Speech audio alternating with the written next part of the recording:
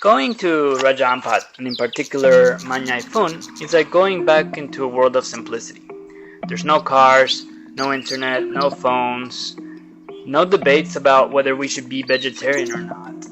It's just going back to life how it was 100, 200 years ago.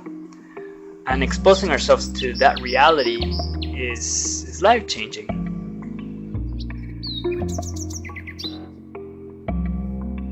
I think the interaction with tourists who are open and wanting to spend time with local people is a really important message, and it can really change what happens next there, and conversations that we can have about waste management or about sustainable building or about just even general interactions with local people hopefully would set a standard for what people should expect when others come, rather than just a strange guest-host relationship.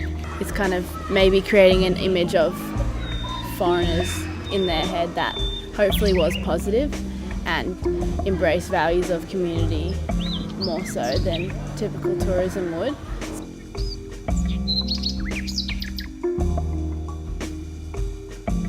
We live still in a very processed world where there's people that are really interacting with nature day to day, and they survive because of it, and they understand it more than we could ever imagine because of that interaction. And I think that's a really good insight into the world and the people that we should be listening to and the people we should be learning from.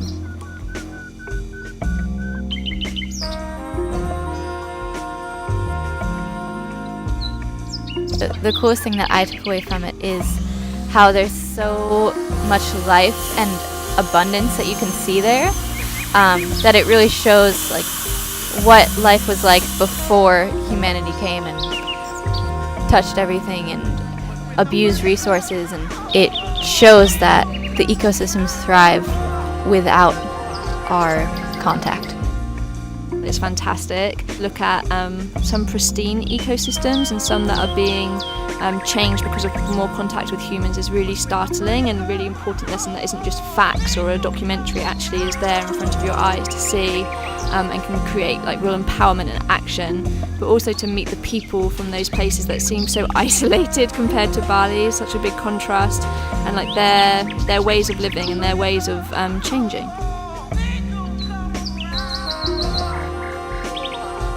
I think the service that we did was create really authentic connections with people.